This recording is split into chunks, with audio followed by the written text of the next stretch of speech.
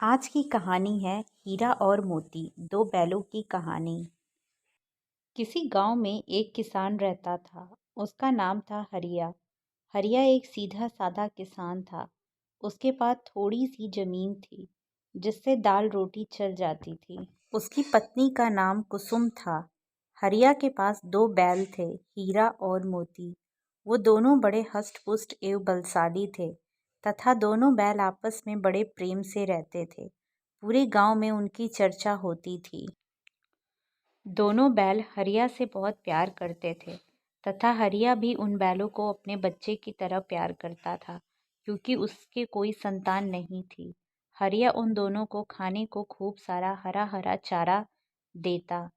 उसने कभी भी हीरा और मोती पर हाथ नहीं उठाया था। हरिया की पत्नी कुसुम भी उन्हें बड़ा प्यार करती थी। जब शाम को वो सभी खेत से वापस आते तो उनके लिए वो तरह तरह के पकवान तैयार करती थी। सुबह सुबह हरिया दोनों को खेत पर ले जाता, जहाँ दोनों बैल खूब मेहनत से खेत की जुताई करते और जब थक जाते तो वहीं नलकूप पर पानी पीकर पेड़ की छांव में बैठ जाते। तब तक हरिया भी अपनी थकान मिटा लेता था। शाम को जब वे सब वापस आ जाते तो हरिया उन्हें चारा खिलाकर घर के बारामदे में ही बांध देता था और वहीं पास में खाट पर सो जाता था। एक दिन की बात है। दो चोर बैलों को चुराने के लिए हरिया के घर में घुस आए। उन्होंने हरिया को बेहोशी की दवा सुंघा दी, जिससे वह बेहोश हो गया और दोनों चोर हीरा और मोती को अपने साथ ले गए। सुबह को जब हरिया को होश आया तो उसने देखा कि हीरा और मोती की रस्सियां खुली है और वे दोनों गायब हैं। तो उसने अपनी पत्नी को आवाज लगाई, जो कि घर के अंदर सो रही थी। पति पत्नी दोनों ने सभी जगह पर उन्हें ढूंढा, पर कोई फायदा नहीं हुआ। दोनों बैलों के चोरी हो जाने से हरिया और उसकी पत्नी दोनों बहुत दुखी हुए और उन्हें याद करके रोने लगे। उधर जब चोर हीरा और मोती को लेकर जा रहे थे तो दोनों ने उन चोरों को खूब छकाया। कभी हीरा एक ओर भागता तो कभी मोती दूसरी ओर। खैर, वे चोर किसी तरह अपने गांव पहुंचे और बैलों को घर पर बांधकर उनके सामने रूखा सूखा चारा डाल दिया। हीरा और मोती को अपने पुराने मालिक हरिया की बहुत याद आती। आखिर आए भी क्यों ना। हरिया दोनों से इतना प्यार जो करता था। दोनों बैल हरिया से बिछड़ने के कारण बहुत दुखी थे। उनमें से एक चोर की एक छोटी लड़की थी, जिसे उन दोनों बैलों पर बड़ी दया आती और वह चुपके से दोनों को एक एक रोटी खिला देती थी। दोनों बैल भी उसको बड़ा प्रेम करते थे और थोड़ी देर के लिए खुश हो जाते थे।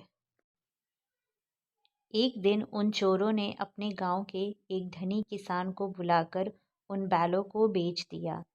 हीरा मोती उस किसान के गुलाम हो गए थे।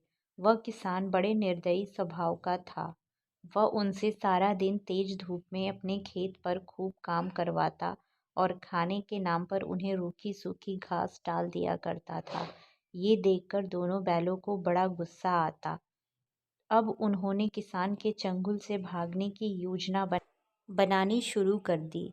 एक दिन की बात है। दिन भर अपने खेत में हीरा और मोती से हल जुतवाने के बाद शाम को घर लौटकर किसान ने दोनों को खूंटे से बांध दिया।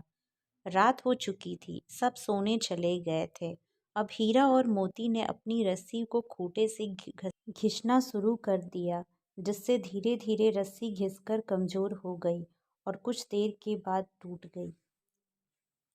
अब दोनों अपने मालिक हरिया के गांव की ओर सरपट भागे और पूरी रात चलने के बाद वह हरिया के गांव पहुंचे। दिन निकलते ही वह हरिया के सामने थे। दोनों बैलों को अपने सामने देखकर हरिया ने रोते हुए दोनों को गले से लगा लिया और खूब प्यार किया। उधर जब उस किसान ने दोनों बैलों को अपने आंगन में बंधा हुआ नहीं पाया तो उसे संदेह हुआ और उसे समझते देर न लगी कि हो न हो हीरा और मोती अपने पुराने मालिक हरिया के पास ही गए हैं। वह उनका पीछा करते हुए वहीं जा पहुंचा। उसे देखकर तो हीरा और मोती को बड़ा क्रोध आया और दोनों ने उसे अपने सींग से पटकने के लिए उसके पीछे दौड़ पड़े। वह किसान सिर पर पाँव रखकर भागा और किसी तरह अपनी जान बचाई और जाकर अपने गांव के सरपंच जी से शिकायत कर दी। सरपंच ने हरिया और दूसरे किसान को वहां बुलवाया। तब हरिया ने सारी बात बता दी कि चोरों ने उसके हीरा और मोती को चुरा लिया था। जांच में सबकी पोल खुल चुकी थी। निर्णय हुआ कि दोनों बैल को हरिया को सौंप दिया जाए तथा उस किसान और चोरों को पुलिस को सौंप दिया जाए, क्योंकि उस किसान ने भी बिना जांच पड़ताल किए वह चोरी किए हुए बैल खरीदे लिए थे। निर्णय होने के बाद हरिया खुशी खुशी अपने घर लौट आया और हीरा व मोती को गले लगाकर उनका माथा चूम लिया। उसने दोनों को हरा हरा चारा खाने को दिया और अपनी पत्नी कुसुम से अन्य स्वादिष्ट व्यंजन भी बैलों के लिए तैयार करवाए। दोनों बैल एवं हरिया की आंखों में प्रसन्नता के आंसू थे। अब से हीरा, मोती, हरिया तथा कुसुम सभी बड़े प्रेम से साथ साथ रहने लगे। इस कहानी से हमें यह शिक्षा मिलती है कि हमें सदा अच्छे कर्म करने चाहिए, क्योंकि अच्छे कर्मों का नतीजा अच्छा और बुरे कर्मों का नतीजा बुरा होता है। और चाहे जानवर हो या मनुष्य, सभी को अपनी स्वतंत्रता पसंद होती है।